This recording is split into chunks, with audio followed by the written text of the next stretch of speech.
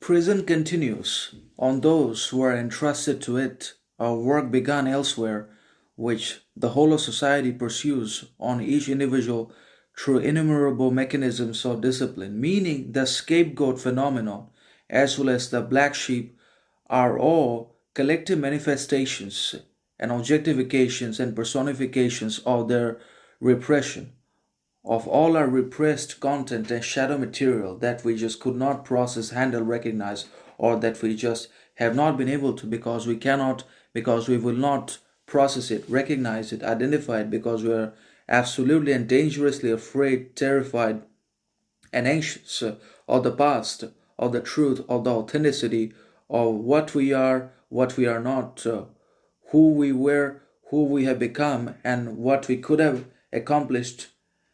and achieved and become in our lives. We are not really all that, and that's why we desperately run away from the truth. We always are on the run from authenticity, from the facts, from the realities of life itself, and also of our own individual lives and failures, setbacks, and merits, because it exposes everything, because it directly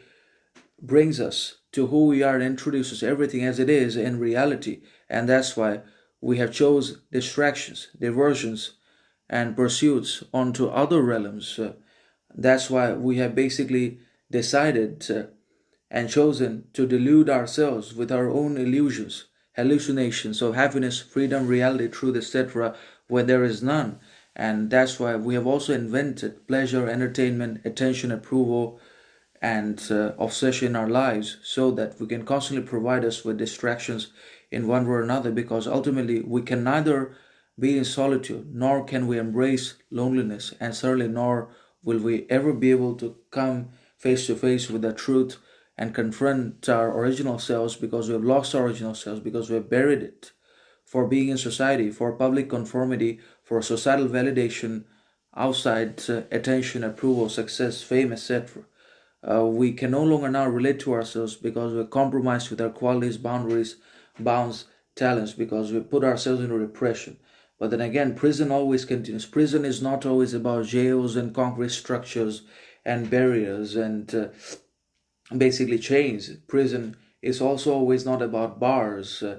but it's about the mind, what it cannot face, what it cannot provide itself freedom from, what it cannot liberate itself from. That is all prison. And also in the modern society, everyone is in prison, dominated, subjugated, enslaved, not only by their own thinking, ignorance, mediocrity, but also by their work, profession, organization, institutions.